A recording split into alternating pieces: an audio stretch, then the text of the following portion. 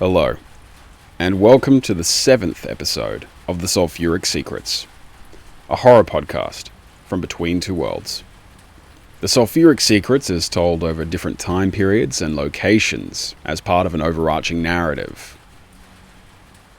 You may have heard about this case in the news. In fact, to this day, you can still visit their website. But you might not know the true story behind the 1990s death cult, Heaven's Gate. And that's because the truth is one of the Sulphuric Secrets. Episode 7 of the Sulphuric Secrets is called Heaven's Gate. Please be advised that this episode contains mature content that might not be appropriate for all audiences.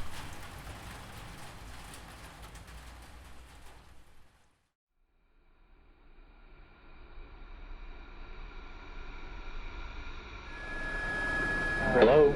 Yes, I need to report an anonymous tip. This is regarding a mass suicide. The address seemed the unlikeliest of places, a mansion in a quiet, affluent suburb of San Diego. 21 women and 18 men had taken their own lives. There couldn't have been a more baffling and nihilistic chapter to end the 20th century.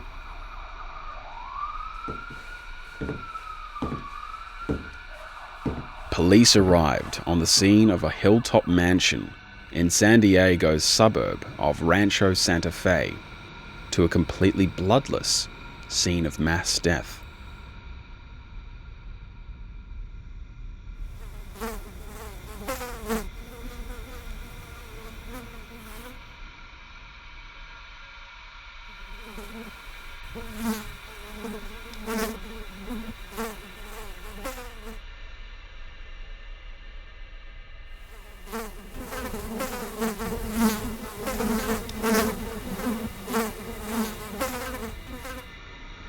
The stench was described as overpowering, as the largest mass suicide to ever take place on American soil had taken place in multiple stages. Two groups of 15 and a final group of 9. Each group would watch the previous group overdose on a lethal dosage of phenobarbital, and then meticulously and ritualistically remove the plastic bags that were designed to assist in asphyxiation from their heads, and then neatly arrange the body in black clothing and purple cloth. It was March 26th, 1997, the Heaven's Gate suicides. 6 days beforehand, on March 20th, their leader, Marshall Herf Applewhite, had recorded the final exit tape.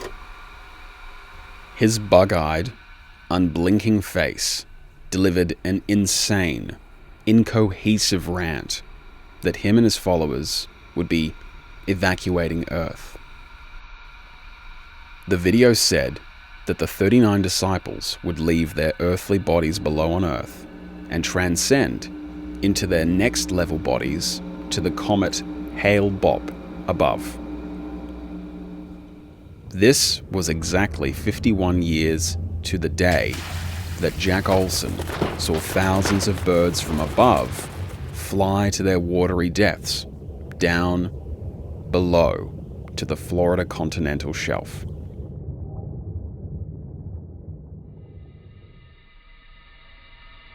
America had been broken in a small way. The media scrambled for easy, digestible, and non-threatening answers. Applewhite's cult had existed for decades with no success. And suddenly, the mysterious technological superintelligence that the media called by many names, like the Internet, the Infobarn, and the Information Superhighway, had helped to recruit an entire team. Applewhite wasn't just crazy. There was more to this story. The first explanation the media arrived at was religion. Religion informed Applewhite's early years. Born in the small Texas town of Spur on May 17, 1931, his father was a Presbyterian minister. In 1948, at age 17, he enrolled to Austin College in Texas, on the fast track to becoming a Presbyterian minister like his father. He studied existential and moral philosophy. In the following years, he trained to become an ordained minister at the Union Theological Seminary of Virginia in Richmond. But once the 1960s rolled in, that's where people started to notice the changes. After his death, for the period before 1965, he was described by acquaintances as a novice mystic, had once been a seminarian, and could quote the gospel front to back. But afterwards, Patsy Swayze, the mother of the actor Patrick Swayze, once recalled that actors in Applewhite's theatre group noticed he was beginning to act strangely, talking about UFOs and preaching this strange religion. From there came the development and constant redevelopment of the Heaven's Gate religious philosophy, eventually leading to the belief system that killed 39. This leads us to the second major theory, an uncomfortable obsession of the American media: sex. The Daily News explained Heaven's Gate and the character of Applewhite as, in the midst of a nervous breakdown, prompted by a sexual identity crisis, he began fancying himself a prophet. Although Applewhite was married until 1968, by all accounts, Applewhite was gay, or at least bisexual. This is an important point because when Applewhite met Heaven's Gate co-founder Bonnie Lou Nettles in 1972, the relationship was described as intense, inseparable, codependent, but completely platonic. Like the rest of the Heaven's Gate story, the story of them meeting had multiple versions.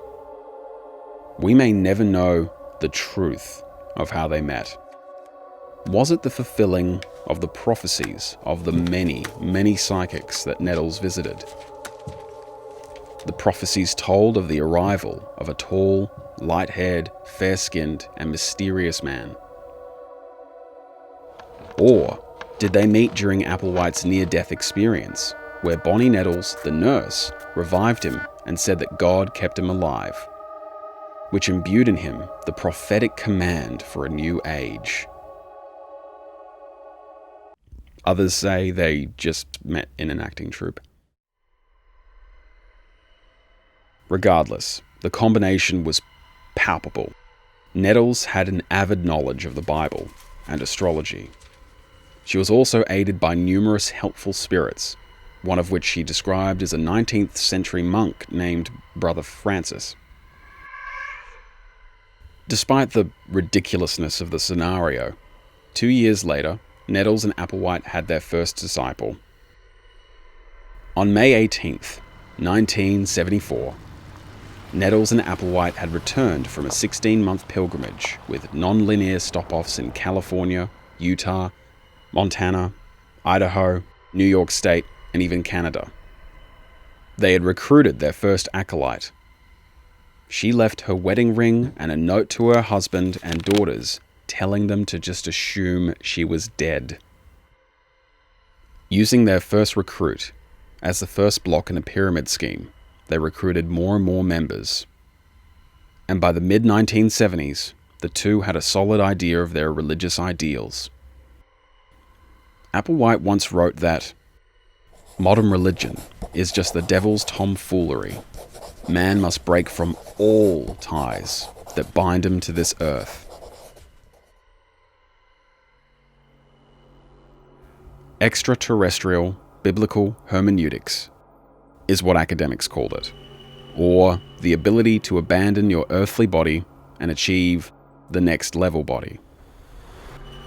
It was essentially a belief in the Bible, but that at key points aliens, advanced creatures, or interdimensional intelligences helped to advance humankind both spiritually and physically.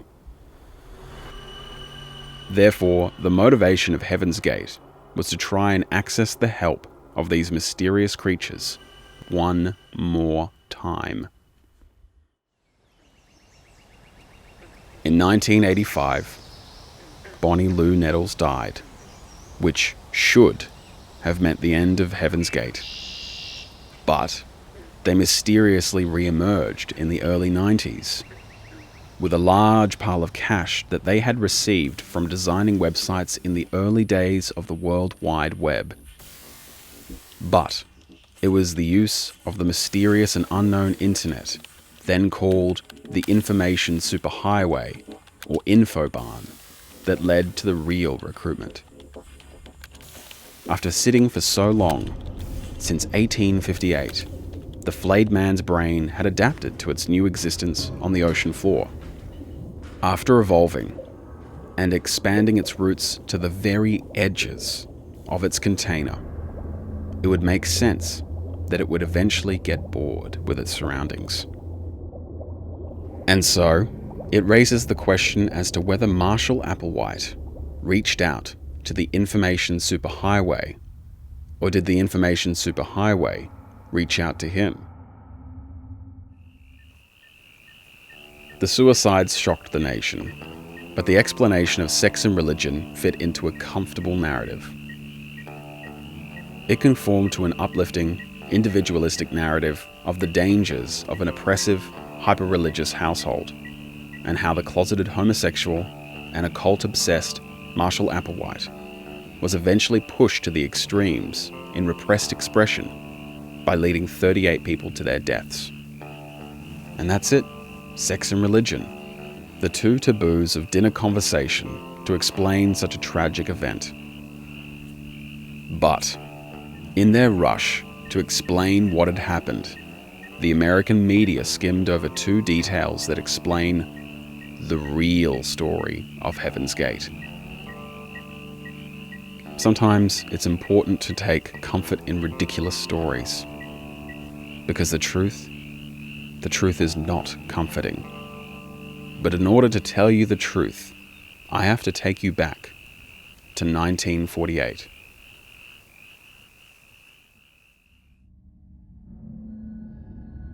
Vice Admiral Desmond Lynch was running the USNORD operation at Pisces Reef Base. He had hired two competent people, Dr. Jack Olson and Charles Manderley, and he had also hired an idiot, Percy Crimson Menstire. But the key to keeping what he did in the dark hidden was to hire an idiot. Hence, Crimson. Desmond Lynch was secure in knowing that a loudmouth with a propensity for exaggeration, drinking, and fighting couldn't keep a secret. But he could destroy the truth's credibility. As more and more bars heard Crimson's fanciful and ever-changing stories, whatever minor faith the barflies and petty criminals had soon turned to hostility. It began with the dismissal of the wild stories that Crimson said he heard in passing about deep-sea creatures, the cover-up of an engineer's murder, and occult rituals with skinned men. And it ended with Crimson in his twilight years, drooling and hiccuping uncontrollably as he grabbed patrons and begged them to accept what he had seen with his own two eyes. Wrong star sign, most of them thought, that heard of the Aquarius Reef Base, which was built in the 1980s. We'll never know if it was what Crimson had seen and heard, or the fact that he wasn't being seen or heard.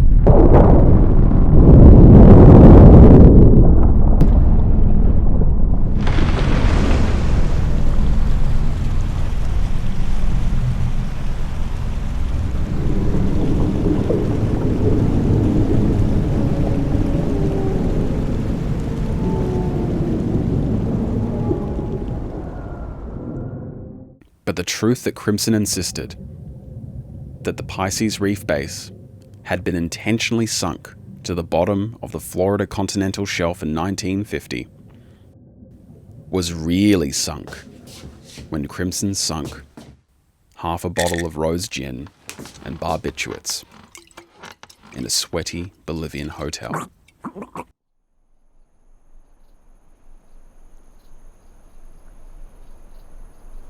In 1955, Vice Admiral Lynch was on loan to the US Army Signal Corps at the White Sands Missile Range.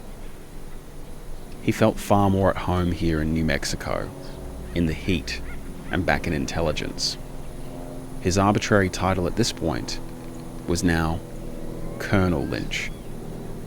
The sparkling, bright scenery of the dunes of the White Sands Missile Range hid many dark secrets.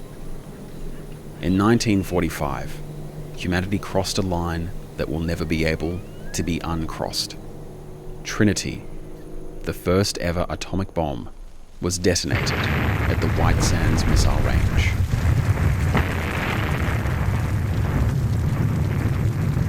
Leaving an inescapable black mark on reality and the world's energy field. Sex and religion were the easy answers the American media provided. But there were two other elements to Marshall Applewhite's life that would have done far more to explain the tragedy. Today, we're going to provide the first one: his military service. In 1955, Marshall Applewhite had been assigned to the New Mexico US Army Signal Corps at the same time as Colonel Lynch. And during this time, he learnt the secret knowledge of the flayed man and the ritual of Mr. Rollo. You might be thinking that Colonel Lynch gave some sort of sinister instruction to the eventual doomsday cult leader. But the knowledge was imparted accidentally, not from any overheard conversation or misplaced documentation. You see, despite the latent homophobia, the media were on the right track in trying to dig into Marshall Applewhite's past same-sex relationships, as a teacher and as a theatre aficionado. But they missed the one relationship that may have provided the answer in his creation of Heaven's Gate: his affair with Colonel Lynch.